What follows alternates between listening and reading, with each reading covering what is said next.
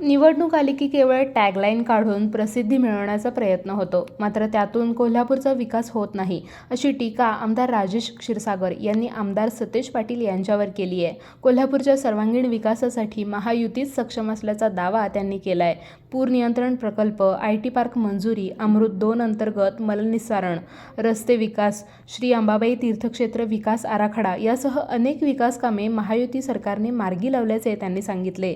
महापालिका आणि KMT मधील कंत्राटी कर्मचाऱ्यांना सेवेत कायम करण्याचा निर्णयही महायुतीने घेतल्याचे त्यांनी नमूद केले. मुख्यमंत्री देवेंद्र फडणवीस, उपमुख्यमंत्री एकनाथ शिंदे आणि अजित पवार यांच्या नेतृत्वाखाली महायुती विकासाचे व्हिजन घेऊन काम करत असून 15 जानेवारीला जनता महायुतीच्या पाठीशी ठाम उभी राहील, असा विश्वास आमदार क्षीरसागर यांनी व्यक्त केला आहे. यावेळी जयश्री जाधव, सुजित चव्हाण, शिवाजी जाधव, विजय बालुगडे उपस्थित होते. बाळ, फ्रीजमधून श्रीखंड काढ ना. आम्ही पूर्वी घरीच बनवायचो श्रीखंड, त्याची चवच वेगळी होती. आता काय सगळं रेडीमेड. आजी, हे श्रीखंड खाऊन बघ. आज तुझ्या आईनं घरीच बनवलं की काय?